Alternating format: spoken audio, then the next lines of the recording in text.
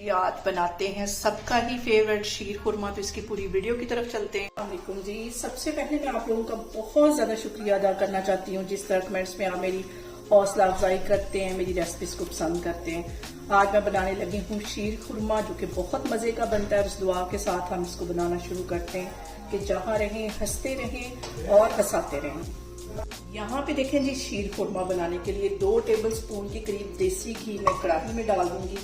हल्का से इसको मैं मेल्ट होने दूंगी। देसी घी में ही जो शीर खुरमा है वो मजे का बनता है।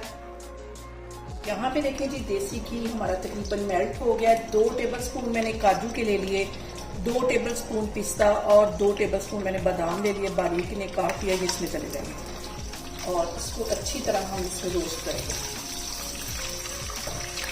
साथ ही 2 टेबल स्पून के करीब मैं किशमिश डाल दूंगी।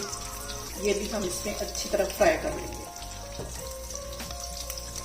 जब हम ड्राई फ्रूट को रोस्ट करते हैं तो इनका जो टेस्ट है वो बहुत बढ़ जाता है। बस इतनी देर ही इनको करना है, इनको जलने नहीं देना है। इसको मैं प्लेट में निकाल लेती हूँ, फिर मैं आगे आपको दिखाती हूँ। यहाँ पे देखें जी, उसी देसी घी के अंदर 3 सब्ज इलायचियाँ मैं डाल दूंगी।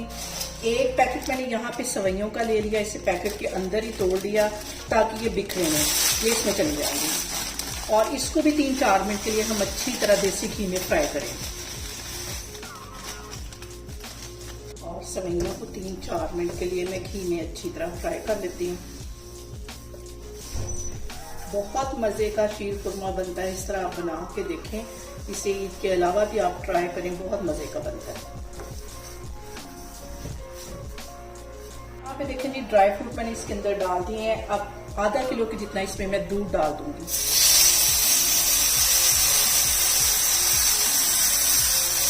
मिक्स कर लेना है इसको। और इसके साथ ही मैं आधी प्याली के जितनी चीनी डाल दूंगी। आप अपने टेस्ट के अकॉर्डिंग चीनी कम या ज्यादा कर सकते हैं। और आधी प्याली इसके अंदर मैं खोए की डाल दूंगी, जिससे कि हमारे शीर खुरमे का जो टेस्ट है वो बहुत बढ़ जाएगा। हल्की आग पे इसको पकने के लिए छोड़ देती हूँ।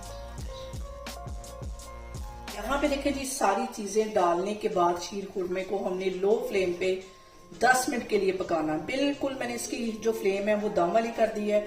10 मिनट के लिए इसको इसी तरह पकने देती हूँ, फिर मैं आपको दिखाती हूँ। यहाँ पे देखें जी, खोया हमारा मेल्ट हो गया है और शीर खुरमे को पकते हुए तकरीबन 5 से 7 मिनट हो गए।